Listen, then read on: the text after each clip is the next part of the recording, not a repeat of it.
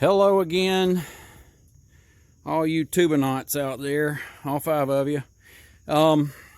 We are back. There has been quite a bit of significant change since I last left y'all anything on the Webernaut YouTube system there. This is the old transmission. Of course, that's the old pump in the bell housing. That is actually the new torque converter, old torque converter. I will probably be using the old torque converter, but get it redone. And this is the new transmission. It is the same one. That is the valve body over there. I'll be going through it and cleaning it up. But this one had a tiny bit of rust, and using the WD-40 rust remover soak, it's a lot like that other product out there that I can't remember its name. But anyway, they both work exactly the same. I'm sure they are exactly the same. It's been soaking in there, and it wasn't heavily rusted. You can actually see it's clean as a whistle. I've gone through the I can't think of the names. The collectors, little pistons there with the springs in them, and the other parts, and blown everything out, cleaned everything out, and it's actually looking pretty good. When I pulled the pan off, had 0 shavings on the magnets, and had been sitting in a salvage yard. So I did have to, like I said, that's the old valve body off of the original transmission, because this one had a different one. Mine was type A, the other's type B, not blood types, just different valve bodies.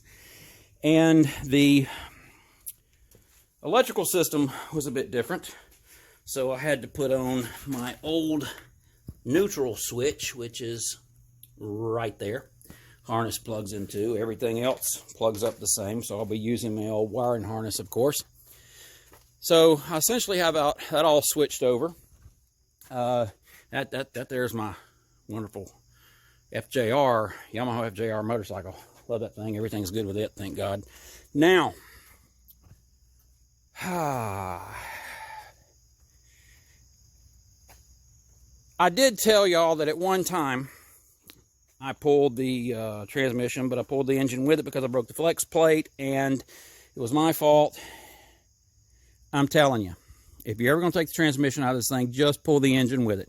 Disconnecting the engine isn't that bad. I've done it. So I'm not going to be removing the steering and everything else I needed to do to get the transmission in, because Toyota didn't leave enough room. What I'm going to do, or did, is pull the engine. I will show you why in a minute. I have cleaned this up. I am going to be putting some OS4 on all the little surface rust areas you can see. I have completely degreased it, and OS4, you can look it up. It is a proprietary solution. Definitely phosphoric acid is part of that. I don't know what else they put in it, but if you got rust and you want it not to rust anymore, you put that on it, and it turns it from, oh, good grief, I can't think right now, iron oxide to phosphate oxide. It will not rust again. It works wonderfully. Now, I did some stuff also without you to the engine. I have it out. I have it on the engine stand. I didn't do a whole lot. I probably, should have videotaped it, but one of the reasons I took it out is because the AC compressor right there at the foot of my little homemade shop press, it was dead. It had to be replaced anyway. Now the alternator, it's fine. That's no problem with it. It was just need to be out of the way to clean everything up. It wasn't that big a deal. Also, it was time for the timing belt to be replaced. If you're going to replace the timing belt, please replace your water pump. It's right here. You got everything off. Just get her done. And I'm toying with the idea of replacing the oil pump. I really can't say that one's bad. I don't think I have a gauge that measures oil pressure. Maybe I do. I don't know. But At 330,000 miles, while I have it down like this, just seems like a dang dandy thing to do at this point. I think it's worth the extra expense to go ahead and do it to make sure there's good blood flow. I mean, this is essentially your heart in there in the engine, and it is a good time to go ahead and do that. Also, at the rear of the engine, I will be replacing the main rear oil seal. It doesn't look like it was leaking, but again, it's here. Good time to do regular kind of maintenance. Stupid not to. The valve covers had been leaking, so I will be having to take off the plenum. It's in the way of taking off this valve cover, you can see. So I'll be taking off, it's in two sections. It's the upper section and lower section. I'll be taking those off. Of course, you have to get new gaskets when you do that. Just how the game goes. You really can't see it too well, maybe, but there was some oil that had been baked on by the exhaust here. I've gotten it all sprayed off, cleaned off as good as I possibly can. My personal preference for degreasing is Zep. Zep Industrial Grease. Industrial Purple Degreaser by Zep. I get it from Lowe's. It is incredible. Wear gloves. Do not get it on your skin. You will no longer have fingerprints if you do that. And eventually it will burn through your skin. I believe it's incredibly basic solution. It does a fantastic job of getting rid of grease and oil, and I mean just nasty grease that is combined with dirt and everything else. It does a wonderful job. That's what I choose to use. So, what else? Just trying to catch up. Yeah, this is a mess. Several things going. Y'all know that I was starting on the old bandsaw, and there's my old lathe that works great. Why piano is in my garage, I really can't tell you, but that's in the discussions with the wifelet right now to get that out of here. So, I'll probably will close out for now and get the tripod, and tonight, more than likely, I'll go ahead and film the process. It's not really a big deal of taking off the plenum and the valve covers as just what needs to be done while it's already out.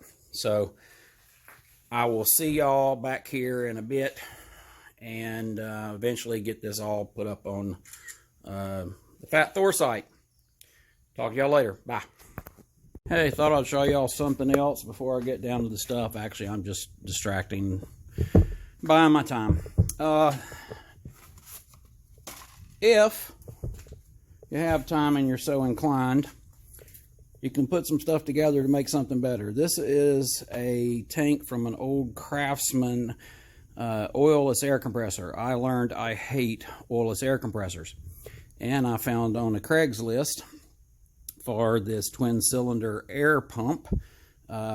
It's a Kellogg, and after I looked up its serial number, model number, and everything else, found out it was used on trains a long time ago for their air brakes. And do a little bit of welding, a little bit of figuring, a little bit of plumbing, and you got yourself a pretty good air compressor. I use this one to flow and jack pressures up higher, since it's a twin there, and I use it. I have it combined flowing over into my Clark over there, which I already talked to y'all about before. But if you got stuff laying around and you got pieces of something, usually you can make it better if you put your mind to it. So after stalling, I'll get back to the engine now. So I don't know if I have a good place to put this. I'll try to talk you through it as I'm doing it. Maybe I'll edit out anything bad. But I'm going to be taking off the top of this plenum first. I believe I'm going to be dealing with 12 millimeter for most of the time taking this plenum off. So we're going to zip them off and get down to the nitty-gritty. The wiring is all over the place. It's a mess. Yes, I did pick the wrong socket. Here we go.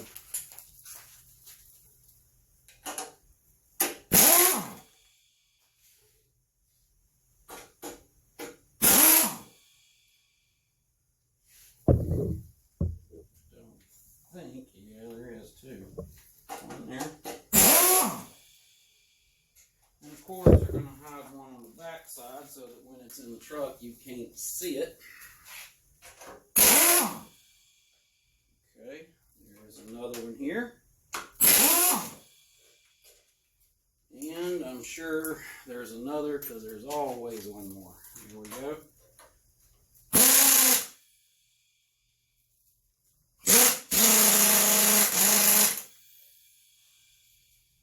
That's rather interesting. Always something. Okay. I'm going to need to get a bracket out of the way first. Here we go.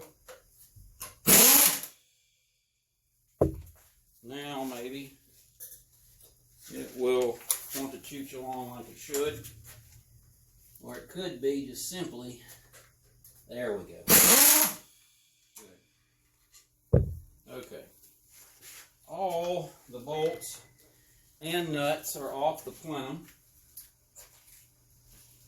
I can't say the same for all the vacuum lines, so let me take a look. I got to disconnect the throttle position sensor wiring. Should be easy. Famous last words. And so the wiring is off. I don't need to disconnect, I don't believe, any of the vacuum lines, so spoke too soon. Oh yeah, I forgot about those guys. There are some lines running to the throttle body. So I'll take those off. This is the PVC valve, which of course will be replaced. Good grief, as well as the grommet that it goes to. Ha. I gotta take a few of the water pipes off of the throttle body. I'm gonna go ahead and do that, and then I will get back to you. Okay, coming back. Now, a couple of these water pipes, if you can imagine, they've been on here a while. They've been cycled through a lot of cold and heat, and the rubber is fairly much adhered to the metal. Now, I know all you guys that work on engines all the time, if you are watching this, don't know why you are, but for those of you that don't do it a lot, if you give that rubber pipe a twist before you try to pull it off, try to break the connection between the rubber and the metal. Pulls off a lot easier. That one broke on that side, well, in the correct way broke. This one, I don't think did. So, if I can get a good angle, maybe I can get it to do so. Don't know that that's going to happen. So, I'm going to keep struggling to try to get it to break free. There we go. I think that did it. Or maybe not.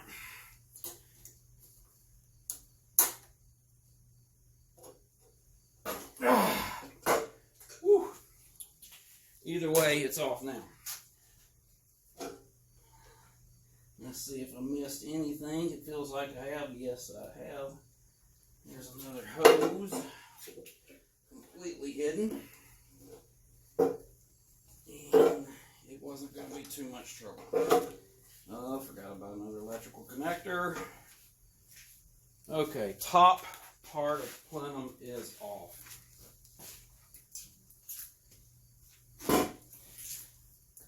Really isn't that big a deal. I'll bring you over and show you. You know, you got bolt here, nut here, bolt. That's all the hardware. You got throttle position sensor.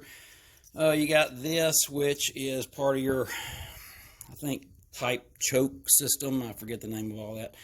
Hose,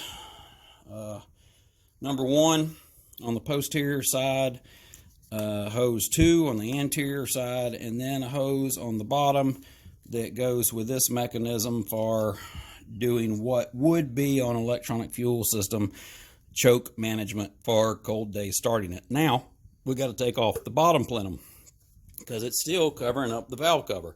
Whole purpose is to get to the daggum valve cover. So a few more bolts.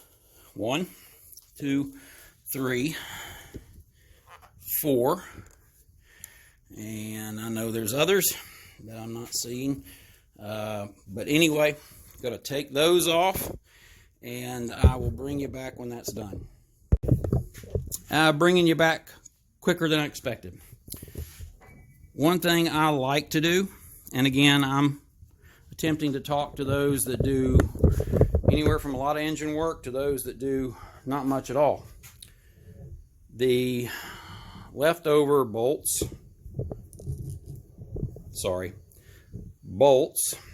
and nuts, I think best practice is to put them back where they go.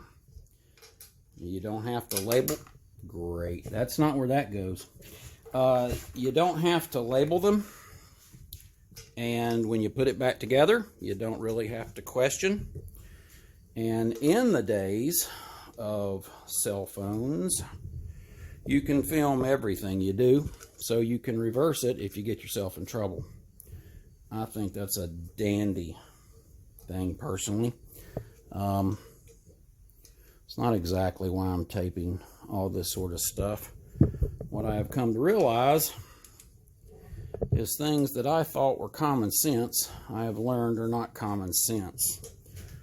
And I was raised, my father did a lot of mechanicking. He was raised on the Gulf Coast of Mississippi, Gulfport, Mississippi, across from a master mechanic, Harold. And he learned a lot of stuff, and my own father is very mechanically minded. We're German descent. I don't know if that has something to do with it or not, but me and my brother are pretty much mechanically minded, plus we grew up doing this stuff. And also, necessity is the mother of invention, you know. So when you don't have a lot of money, doing it yourself, for one, not only is it cheaper, but you take more pride in it. You did this stuff, man, and it makes it a lot more worth it. Can't say it's always fun to work on your own stuff. If it's a hobby, it's fun. If you need it for driving around, not so fun. But yeah, if you're going to take off the bottom plenum, I'll show you the bolts and the stuff as soon as I get it off, and we'll put those back where they go, just like we did with these.